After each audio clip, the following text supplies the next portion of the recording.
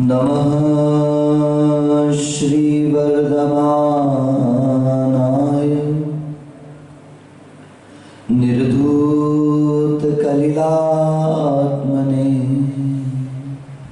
सालोकानां त्रिलोकानां यद्विद्या दर्पणायते। ॐ को नमन् ओंकार को नमन् ॐ को नमन् ओंकार को नमन् अरिहंतों को नमन् सिद्ध प्रभु को नमन् आचार्यों को नमन् उपाध्यायों को नमन् सर्व साधु को नमन् जिन धर्म को नमन्। ओम मंगलम ओंकार मंगलम अरिहंत मंगलम सिद्ध प्रभु मंगलम आचार्य मंगलम उपाध्याय मंगलम सर्व साधु मंगलम जिन धर्म मंगलम।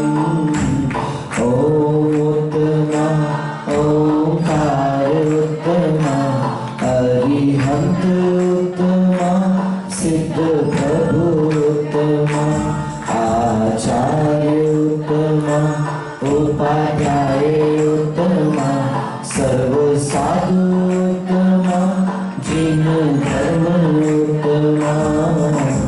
ओम शरणं ओंकार शरणं अरिहंत शरणं सिद्ध प्रभु शरणं आचार्य शरणं उपाध्याय शरणं सर्व साधु शरणं जिन धर्म शरणं।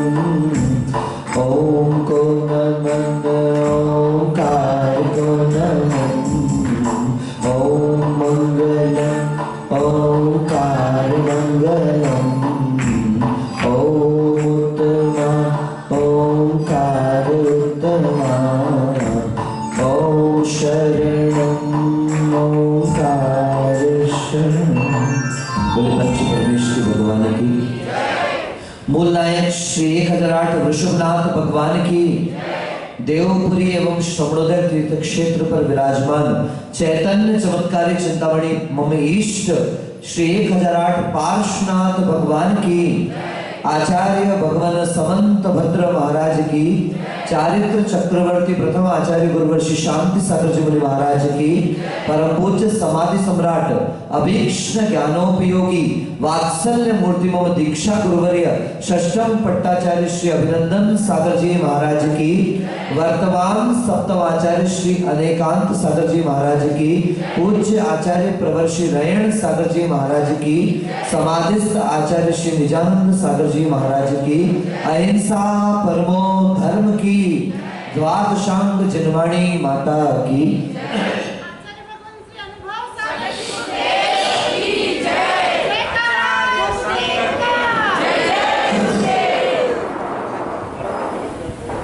ताश के पत्तों से तो कोई ताजमहल नहीं होता,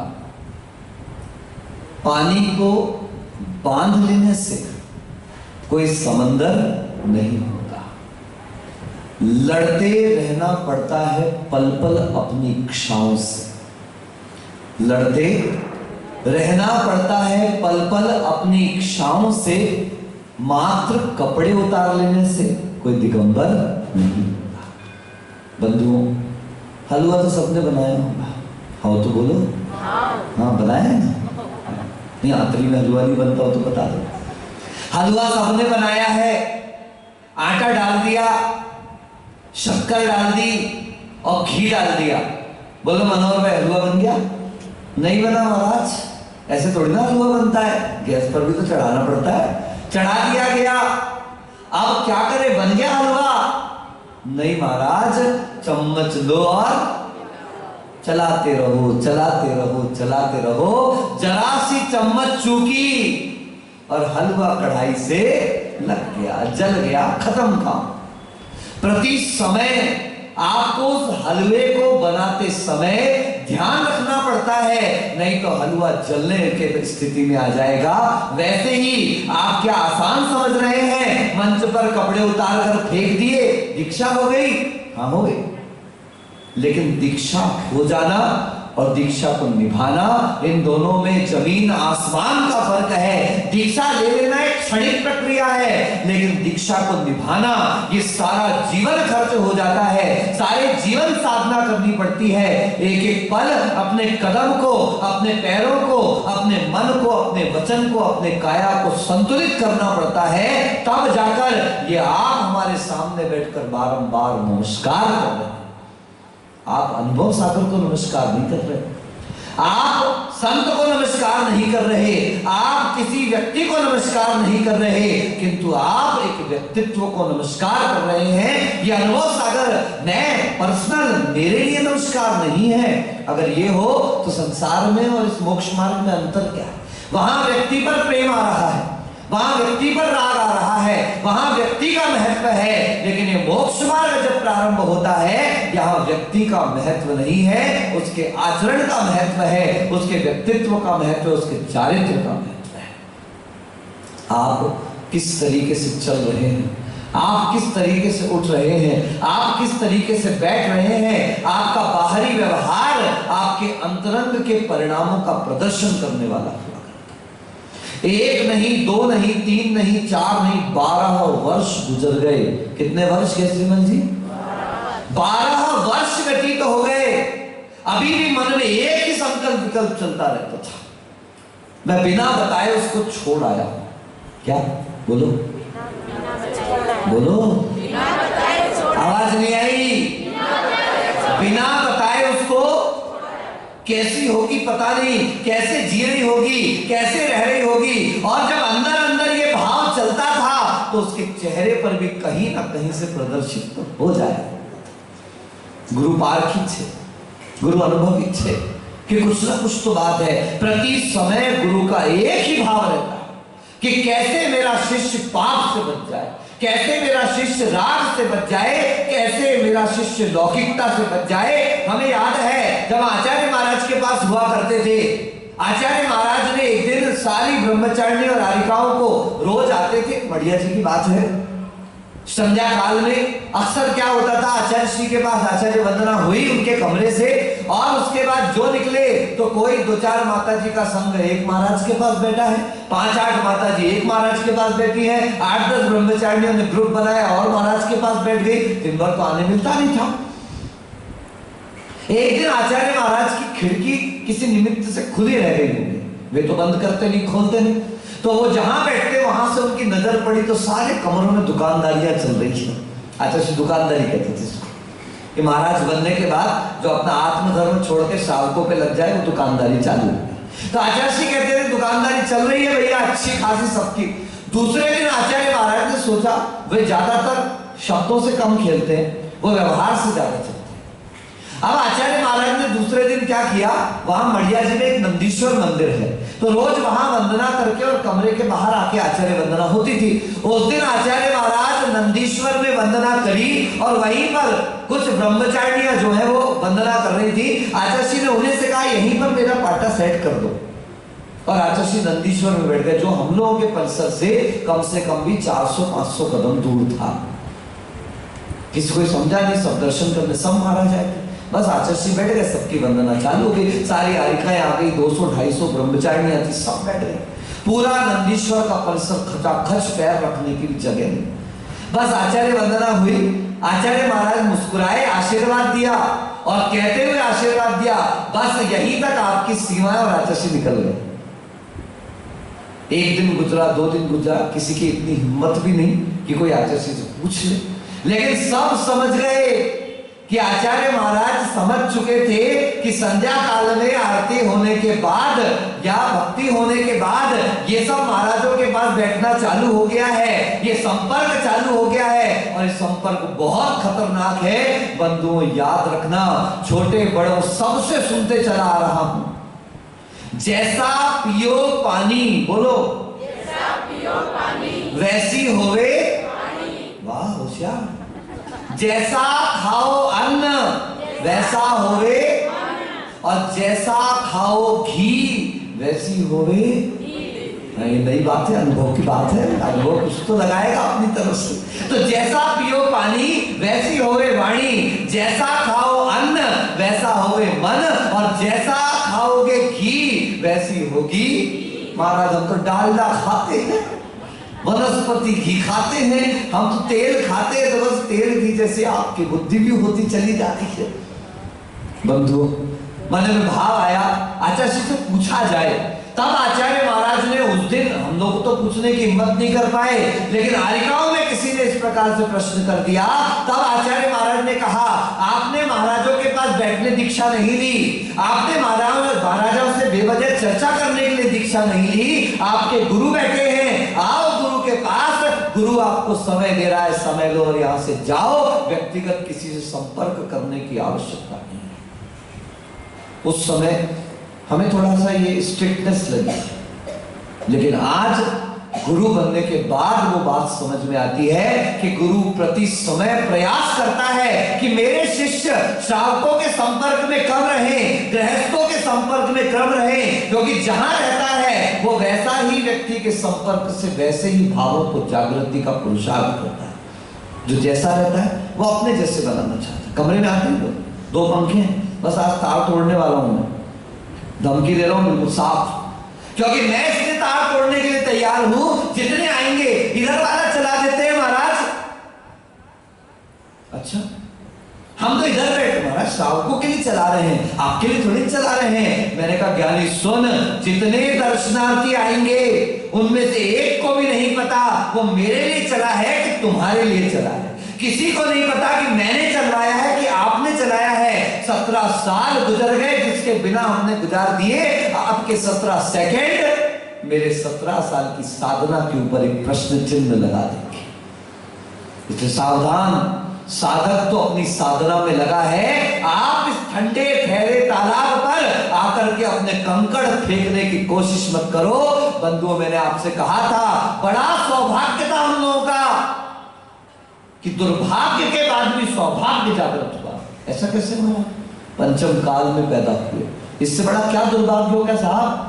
मिथ्यात्व के साथ पैदा हुए, लेकिन इस दुर्भाग्य के बाद भी एक बड़ा सौभाग्य है कि ऐसे पंचम काल में, ऐसे कठिन काल में, ऐसी भौतिकता की आंधी के बीच में, जहां चारों तरफ विषय, वासना और भोग का साम्राज्य फैला पड़ा है, हम लोगों को छोटी छोटी सी उम्र में ऐसे आचार्यों के दर्शन हुए, ऐसे दिगंबरत्व की भावना जागृत हुई कि हम आपके सामने श्रमण बन करके श्रमण परंपरा का निर्वाह कर रहे हैं। ये कोई छोटी मोटी बात नहीं है, ये सौभाग्य का विषय है, परम भाग्य का विषय है। हमारे तरुण भैया हमेशा कहते थे, वैसे तो तरुण सागर जी कहते थे, लेकिन हमने तरुण भैया के मुख से सुना है, संत का नगर में आना भाग्य की बात है। बोलो क्या कहा? संत का नगर में आना, आपका संत के पास जाना ये सौभाग्य की बात है। संत आपके घर पर आ जाएं ये महाभाग्य की बात है, और आप स्वयं संत बन जाएं ये स्वर्ण भाग्य की बात है। और संतों के आने के बाद भी कान में जू जू जू क्या बोलते, जू जुआ, संतों के इतना कहने के बाद भी अगर कान में जू ना रह पाए ये तो दुर्भाग्य की बात है। किसकी बात है? बोलो बोलो ना महाराज, बोले और आप ना बोल पाए ये भी दुर्भाग्य की बात है।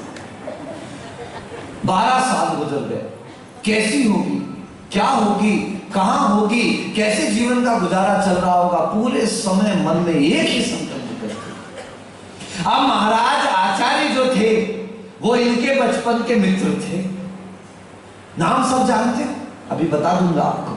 बचपन के दोनों मित्र ये आहार करने के लिए इनके चौके में गए। वो जानते थे इनकी पत्नी कौन है, एक आंख गड़बड़ टेढ़ी है, बाल कंघी करके आती तो ऐसा लगता है वो पाइप फंसा दिया हो किसी ने, ऐसे रूखे रूखे बाल, साड़ी पहनने का तरीका नहीं, पहने तो पल्ला कहां दक्षिण में और देवी कहां उत्तर में, इतना भी साड़ी पहनने का तरीका उसके पास नहीं, पैर फटे हुए, हाथ कटे हुए, होंठ सूखे हुए, इस प्रकार आप लोग तो वर्णन करते हो भीगे होठ, भैया रुको, एक दिन मंजन नहीं करेगी अश्विन, सब पता चल जाएगा भीगे होठ है कि सूखे होठ है, सुंदर रूप है कि खराब रूप है, ये सब तो सज धज के चले आ रहे हो तो दिख रहा है। एक दिन मत करके देखना, एक दिन साबुन मत लगाना, एक दिन डिओड्रेंट मत लगाना, एक दिन परफ्यूम मत लगाना, एक दिन स्नान मत करना, अपने आप इस शरीर का स्वभाव तुम्हारे सामने खुल करके चला आएगा। ये जितनी चमड़ी का रूप बता रहे हो ना, तुम्हारी त्वचा से तो तुम्हारी उम्र का पता ही नहीं चलता। एक चमड़ी उधार के दिखाओ,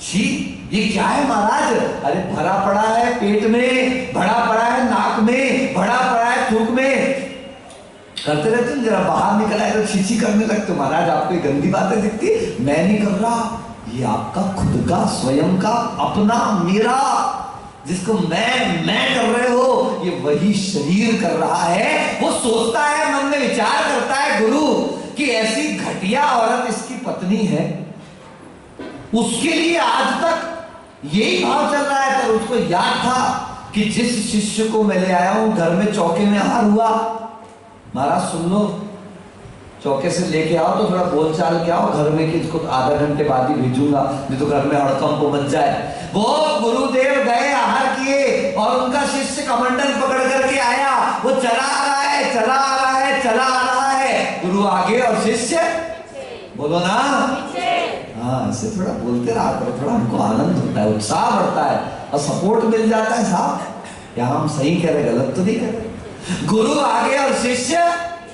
गुरु पीछे और शिष्य दोनों चले जा रहे हैं। ना किसी को किसी से पूछना है, ना कुछ। शिष्य सोचता है ये तो मुझे मना कर ही नहीं रहे, ये तो मुझे मना कर ही नहीं रहे। शिष्य सोचता है मैं क्यों मना करूं, वो आया है तो आए, मैं क्यों उसको जाने को कहूं। पता चला दोनों पहुंच गए, उन्होंने उनका कमंडल रखा और उसके बाद भी कोई बात नहीं, गुरु ने प्रेरणा दी, शिष्य ने दीक्षा ले ली, घर वहीं का वहीं रखा। आजकल तो अब दीक्षा होने वाली है, क्या घूम लो, भाग लो, दौड़ लो। कल नहीं परसों आपसे कहा था, ये देखो दीक्षा हो गई। वो गुरु के साथ रह गए, ना घर में पूछा, ना परिवार से पूछा। आप जिससे पूछोगे याद रख लेना, हम तो डूबे हैं सनम, तुमको भी ले डूबेंगे। हम तो फंस गए, तुझे कैसे बचने दे, हम तो अटक गए, तुझे कैसे निकलने दे। वो चाहेगा जो संसार में फंसा है, वो आपको भी अपने साथ फंसाना चाहेगा। मैंने अब भी आपसे कहा, संगत का असर अवश्य होता है। वो देखो बारिश का पानी ऊपर से गिरता है संतोष भाई, अगर गन्ने के खेत में चले जाए मीठा बन जाता है, अगर करेले के पेड़ में चला जाए, नीम के पेड़ में चला जाए, कड़वा बन जाता है। अगर पानी में गिर जाए, सॉरी मिट्टी में गिर जाए, कीचड़ बन जाता है। समुद्र में गिर जाए तो खारा बन जाता है। सर्प के मुख में चला जाए तो वह विष बन जाता है। और अगर स्वाति नक्षत्र हो और सीप के अंदर चला जाए तो मोती बन जाता है। ये संगत का असर होता है। गुरुदेव ने मुख पाटी में लिखा है कि संतों की संगति अवश्य करना, क्योंकि संतों की संगति से कोई संत बने ना बने, वो संतोषी अवश्य बन जाता है। तालीम का संतोष करना है, यहाँ तो बिल्कुल बजाओ, सही बात है तो जरूर बजाओ। महाराज कल तो मना कर रहे थे, आज बजा रहे, जैसा हम कहेंगे वैसा होगा। प्रवचन हमारा है, जब आपका होगा तो आप जैसा कहोगे। फिर भले ही आपके राजेंद्र भाई कुछ भी कहते रहे, टारगेट पूरा नहीं हुआ, हमारा जितना टारगेट है वो तो आपको पूरा करना ही पड़ेगा। तो संतोष जागृत हो जाए, यही तो संत संगति का सबसे बड़ा सार है। निकल आए, दीक्षा ले ली, लेकिन दीक्षा तो ले ली, वैराग्य नहीं था। परिणाम पढ़ते थे, लिखते थे, सुनते थे, लेकिन हृदय में कुछ नहीं था। घड़ा उल्टा रख दिया जाए, ऊपर से पानी डाला जाए, उसका कोई लाभ नहीं होने वाला। पानी बह के निकल जाएगा, घड़ा खाली का खाली रह जाएगा। आचार्य देख रहे थे, समझ रहे थे कि इसके मन का राग अभी क्या। उन्होंने अपने किसी भक्त से खबर भेजी, मैं आ रहा हूं, सोने का पाटा लगाना, सॉरी चांदी का पाटा लगाना, सर एक सोने का पाटा लगाना और एक लकड़ी का पाटा लगाना, 2 थालियों में भोजन तैयार करके रखना, एक सोने चांदी के बर्तनों में पकवान और एक सामान्य बर्तनों में कांसे पीतल में नीरस भोजन। खबर पहुंच गई, बहुत प्रवेश की तैयारियां की गई, सब कुछ किया गया। नगर में वो आ रहे हैं जो कभी इस नगर के राजा हुआ करते थे, राजकुमार हुआ करते थे। वे मुनि वापस इस नगर में पधार रहे हैं। जब मां को खबर मिली, मां के मन में एक क्षण को भी संदेह नहीं हुआ, मेरा बेटा वैरागी है, मेरा बेटा धर्मात्मा है, मेरा बेटा ज्ञानी है, जरूर उसने अगर ये खबर भेजी है तो कोई ना कोई बात अवश्य होगी। क्योंकि जो आचार्य थे वो उनकी मां थी, जो आचार्य थे उनका नगर था, जो आचार्य थे वो उस नगर के राजकुमार थे, उन्होंने दीक्षा ले ली थी। आज बरसों के बाद खबर आई है, मैं आ रहा हूं सोने का पाटा, मैं आ रहा हूं सोने चांदी के बर्तन, मैं आ रहा हूं 56 भोग तैयार करें। मां ने कहा नहीं, मेरा बेटा ऐसा नहीं हो सकता। वैरागी था, वैरागी, एक पक्का टंच वैराग्य था उसका। तो भी मां ने प्रयोग किया, सोने का पाटा और चांदी लकड़ी का पाटा। खबर करी 32 स्त्रियां थी। कितनी? 32। बोलो ना, 32। एक से एक मृग नयनी, एक से एक सुंदर, एक से एक रूप लावण्य से संपन्न, स्वर्ग की अप्सराएं भी जिनके सामने पानी भरने के नजर आती थी, ऐसी एक से एक 32 स्त्रियां मां को खबर पहुंचाई गई। उन सबको सुंदर सुंदर वस्त्रों के साथ तैयार करके रखना, स्वागत द्वार पर रखना। मां को संदेह हुआ। मां ने परीक्षा करने के लिए एक सोने का पाटा, एक लकड़ी का पाटा, एक सोने का बर्तन, एक सादा बर्तन, एक जगह बहुत तैयारियां और एक नीरस भोजन तैयार करके रखा। जब दोनों का प्रवेश हुआ, नाम था वारिशेन। क्या नाम था? और दूसरे शिष्य का नाम था पुष्पडाल। दोनों का प्रवेश हुआ और जैसे ही प्रवेश हुआ तो आचार्य आगे रहते हैं, शिष्य पीछे रहते हैं। कभी भी शिष्य ध्यान रखना, ये हमारे वैराग्य सागर जी की विशेषता बताऊं। आज 32 साल के दीक्षित मुनिराज हैं। आचार्य सुमति सागर जी से दीक्षा हुई है। आज इतने दिन मेरे साथ विहार करते मैंने देख लिया, आज तक मैंने इनको कभी कदम से कदम मिलाकर चलते नहीं देखा। बंधुओं, हमेशा मुझसे 2 कदम पीछे चलते। बजाओ ताली। ये कहलाती है विनय और समर्पण। दूसरे महाराज का नाम गिनता हूं, मेरे आचार्य भगवंत के शिष्य आज्ञा सागर जी मुनिराज। बंधु, ऐसा विनय संसार में दुर्लभ है। शिष्यों में ऐसी विनय नहीं होती जो मेरे गुरु भाई के अंदर वो विनय है। ऐसा नहीं कि मैं सिर्फ जानबूझ के मोबाइल में चल रहा है इसलिए कह रहा हूं। बंधु, अंतरंग भाव से कहता हूं, जिसके अंदर विनय नहीं उसका मोक्ष मार्ग नहीं, जिसके अंदर विनय नहीं उसका समर्पण नहीं। आज इतना वर्ष गुजर गया बंधु, मेरी दीक्षा उनके बाद हुई। वे मुझसे बहुत पुराने दीक्षित साधु हैं, लेकिन जब मुझे उपाध्याय पद दिया गया और उसके बाद जब वो प्रथम बार मिले, उन्होंने नमस्कार किया। गर्मी की धूप में सड़क पर डामर, तपती डामर पर बैठकर गवासन से मुझे नमस्कार किया। मैंने उनको उठाया, बोले नहीं पहले नमस्कार करूंगा। नमस्कार किया। बाद में परिसर में गए, हम लोगों ने मिलकर आचार्य वंदना करी। वो वापस उठे और फिर नीचे बैठ गए। मैंने कहा अब क्या काम है आपका नीचे बैठने का? बोले आचार्य वंदना तो हो गई, लेकिन अभी उपाध्याय वंदना नहीं हुई। वे वापस सिद्ध और शुद्ध भक्ति करने के लिए जमीन पर बैठे संग सहित मेरी आंखों से आंसू भर आए कि ये कहलाती है विनय, ये कहलाती है विनय संपन्नता। लोग कहते हैं कि पंचम काल में तीर्थंकर प्रकृति का बंध नहीं होता, अगर होता तो ऐसे साधुओं को तीर्थंकर प्रकृति का बंध अवश्य होता। ये विनय संपन्नता साधुओं की जो मैंने देखी बंधु, शिष्यों में देखने को नहीं मिलती, जो आज इतने बड़े बड़े पूर्व दीक्षित साधु हैं। 32 साल हो गए, 25 साल हो गए, ऐसे साधुओं की ये विनय इनको तो ऊंचा उठाएगी, विनय देखने वालों के भी जीवन का उत्थान अवश्य करेगी। ये वो लकड़ी की नाव है जो खुद भी तैरते हैं और दूसरे मदद लेने वालों को भी पार उतारने का कारण होते हैं। आगे आगे आचार्य, पीछे पीछे शिष्य चल रहा है और देखते ही देखते मां खड़ी खड़ी देख रही है सारा दृश्य। वारिशेन आए और लकड़ी के पाटे पर सामान्य थाली में अपना पैर रख करके बैठ गए। एक और बात बताऊं, जब तक मेरे साथ रहे वो आज्ञा सागर जी महाराज, उन्होंने कभी अपना पाद प्रक्षालन नहीं कर पाया। ये भी मेरे साथ चलते, कई श्रावक इनसे जिद करते हैं, उन्होंने आज तक मैं अपना पाद प्रक्षालन नहीं करवाया कि जब गुरु सम्मुख हैं, आचार्य सम्मुख हैं, मैं भी कह दूं तो भी भगवान आपकी आज्ञा बिल्कुल ठीक है, लेकिन ऐसी आज्ञा कि जिससे हमारी विनय समाप्त हो रही है, भगवान आज्ञा मत दो ऐसी। मैं रोज कहता हूं आते मेरे कमरे में, मेरे पाटे पे बैठ जाओ, मेरे पाटे पे बैठ जाओ। आज तक ये महाराज मेरे पाटे के ऊपर नहीं बैठे, ये इनकी विनय। नहीं तो छोटे छोटे शिष्य आते हैं, भैयावत्ती के नाम पर सिर दबा देंगे और पाटे पर चढ़ करके बैठ जाते हैं। गुरु आपको उंगली पे पकड़ाता है, गुरु आपको अपने आसन पर बैठाता है, आप सिर पर बैठने की कोशिश ना करें। याद रखें, मोक्ष मार्ग यहीं से शुरू होता है। महाराज हमने कर्म कांड पढ़ लिया, महाराज हमने जीव कांड पढ़ लिया, महाराज हमने समय सार पढ़ लिया, महाराज हमने प्रवचन सार पढ़ लिया। अरे विनय सार पढ़ा कि नहीं पढ़ा? सारे सार एक तरफ, और सारों में सार जो है वो विनय का सार है। आपकी विनय बनी हुई है, आपके अंदर विनय संपन्नता है, ये मोक्ष मार्ग का द्वार है। महेंद्र भाई क्या है? रखा, साफ सूत्र दिया, विनो मोक्ष द्वारम। यदि मोक्ष का कोई द्वार है तो वो विनय मोक्ष का। अगर विनय नहीं तो नय नहीं, और नय नहीं तो अनेकांत नहीं, और जहां अनेकांत नहीं वहां जैन धर्म हो ही नहीं सकता।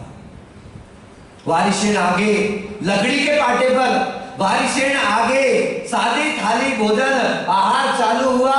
उन्होंने उस जगह जाकर खड़े हुए जहां पर सादा लकड़ी का पाटा, सादी थाली। मां बड़ी प्रसन्न, मां बड़ी खुश कि जिस बात के लिए मेरा बेटा घर छोड़ के गया। मैं अपने साधुओं से कहता हूं, तुम्हारे परिवार वाले आए, सामान्य से आशीर्वाद दे दो, मुस्कुराओ भी मत, ज्यादा हंसना खेलना नहीं, ज्यादा उनसे बात मत करना। उनको एक बार लगेगा माता जी महाराज जी ने बात नहीं किए, लेकिन जब घर जाएंगे, चिंतन करेंगे, विचार करेंगे, कभी अध्ययन करेंगे तो गौरव होगा।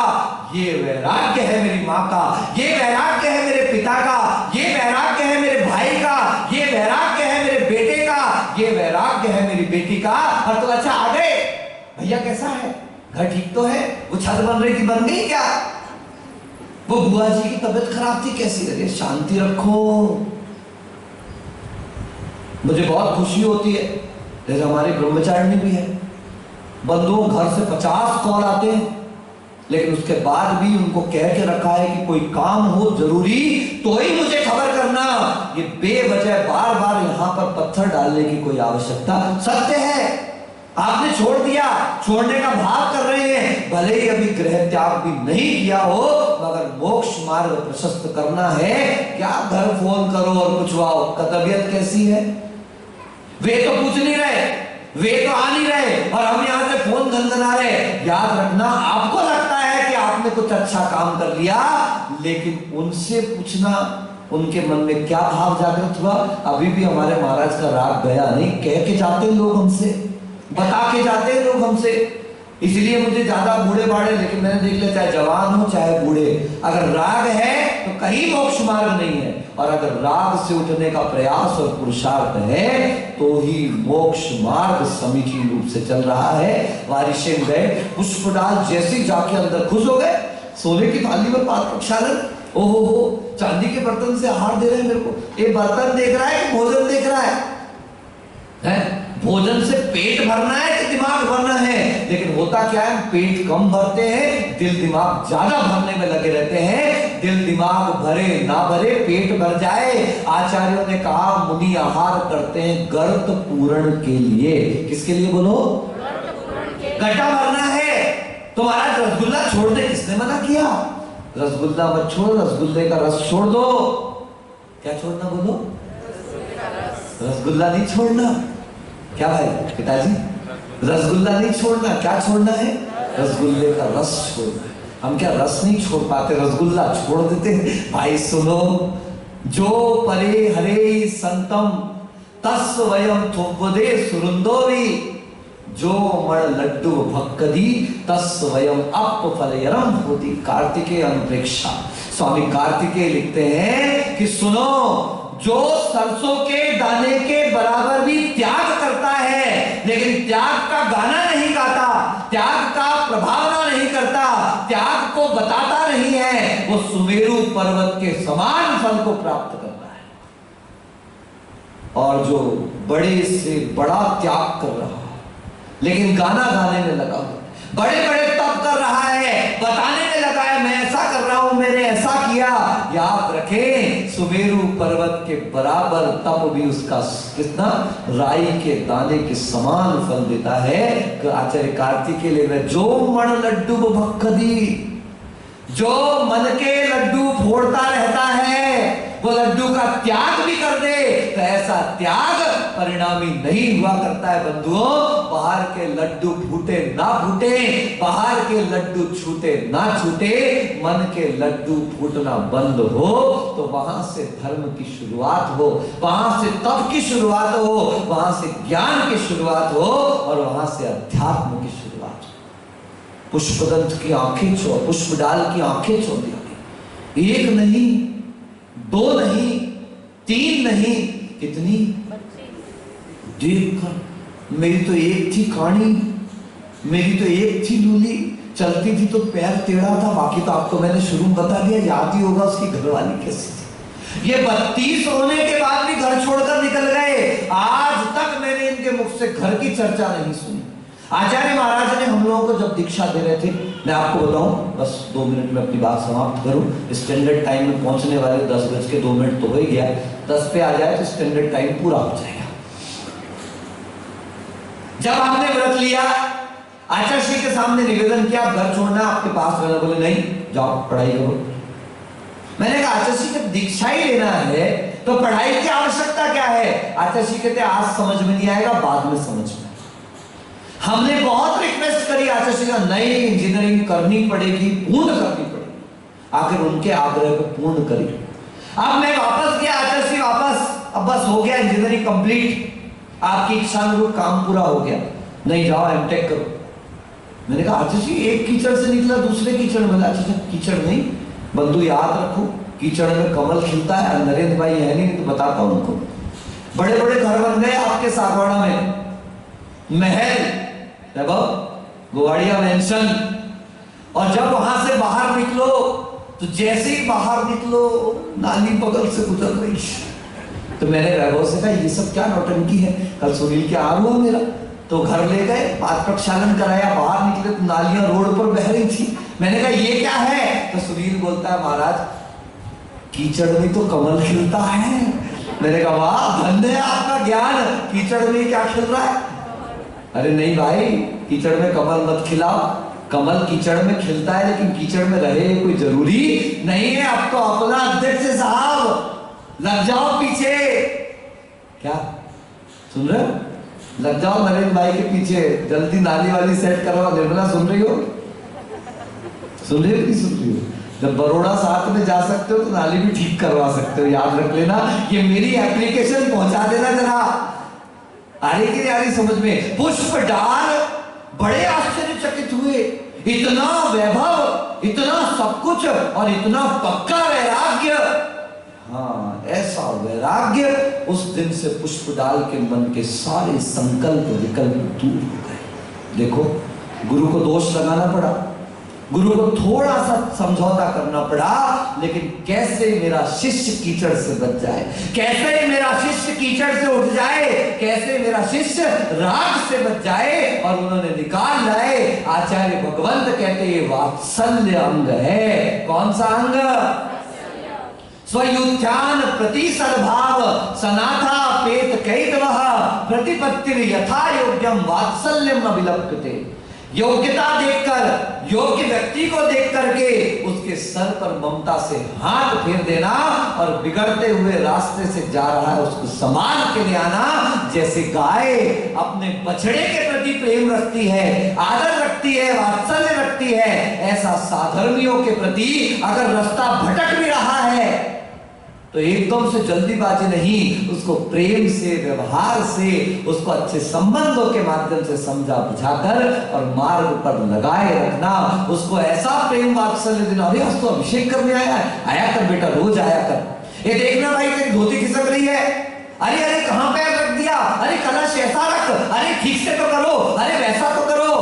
ले, अगर व्रतियों में वात्सल्य नहीं हुआ, अगर धर्म क्षेत्रों में आने वाले लोगों में वात्सल्य नहीं हुआ, तो याद रखना कि गृहस्थों से ऐसे वात्सल्य की कल्पना करना आकाश में पुष्प खिलने के समान है। नीचे वाले कितनी भी गलती करते चल जाए, मैं पूछना दीदी लोगों से हमेशा कहता हूं कि आप लोग मेरे और श्रावकों के बीच की कड़ी है, आप मेरे और श्रावकों के बीच का माध्यम है। आप जैसा व्यवहार चौके में लोगों से करेंगे, आप जैसा व्यवहार अभिषेक में लोगों से करेंगे, वो वास्तविकता में वात्सल्य और प्रभावना के अंतर्गत आएगा।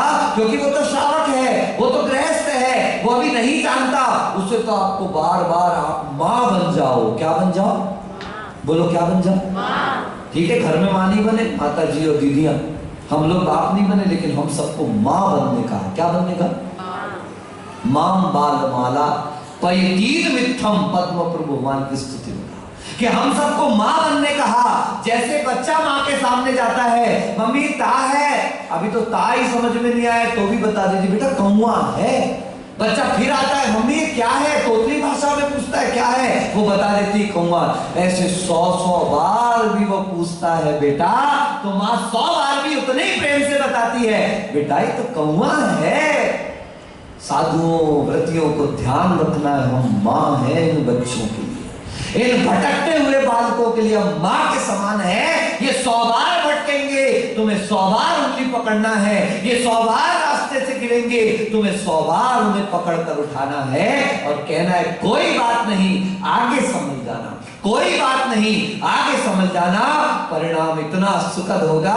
ये वात्सल्य भटकते हुए प्राणी को, हटते हुए प्राणी को, दूर जाते हुए प्राणी को, मोक्ष मार्ग के विपरीत प्राणी को भी इस मार्ग की तरफ खींच के ले आता है। आपके योगिंद्र साधक जी बहुत तेज से सुनते हैं, खाते भी तेज से, खाते भी अच्छे। हम तो बताते, दीदी लोग बताते महाराज अगर आप उनका आहार देख लो तो आप तो चौका ही छोड़ के भाग जाओगे, इतनी तेज मिर्ची खाते। तो जब मिर्ची दिखाते थे ना, क्या महेंद्र भाई पेट वेट सब कांपने लगता था, इतना तेज था। लेकिन वात्सल्य ऐसा था, बताते हैं कि मरता आदमी एक बार यमराज भी कहे जा भैया इन्हीं के पास चला था। तो ऐसा वात्सल्य जो जिन शासन में इस प्रकार से लेकर के चलता है कि याद रखें, वात्सल्य शब्द को थोड़ा तोड़ दे तो भी समस्या है। बात शल्य, बोलो क्या कहा? अगर आप हमारी बातों को शल्य बनाओगे, गुरु तो गुस्से में भी कहता है तो वात्सल्य से कहता है आप समझ जाओ, कोई आपको बुरा ना कहे, कोई आपको गलत नहीं कहे, कहीं आपको कहीं सिर नीचा ना करना पड़े। और अगर आपने उनकी बात को शल्य के रूप में ले लिया, आपका सम्यक दर्शन शुद्ध नहीं हो सकता। आइए सम्यक दर्शन की शुद्धि का ये पुरुषार्थ 7वां अंग वात्सल्य अंग के रूप में हमने जानने की कोशिश करी। यद्यपि किताबों में कथाएं जो लिखी हैं वो दूसरी लिखी हैं। वात्सल्य अंग में प्रसिद्ध कौन हुआ? विष्णु कुमार मुनिराज की बात कही। लेकिन जब मैं किसी कथा का वाचन करता हूं तो मैं उस कथा को किताब की बजाय मैं ऐसा समझता हूं कि उस गुण से क्या चीज हमें प्राप्त हो रही है। तो वायुसेन मुनिराज के अंदर का वात्सल्य अपने शिष्य के प्रति कि उन्होंने किस तरीके से उसे वापस मार्ग में स्थापित किया, ये अपने आप में हमारे लिए आदर्श है। उन्हीं आदर्शों को हम भी अपनाएं। बोले गुरुवर आचार्य अभिनंदन सागर जी मुनि महाराज की। अब तो सूचनाएं सब हो चुकी, नहीं कुछ हो और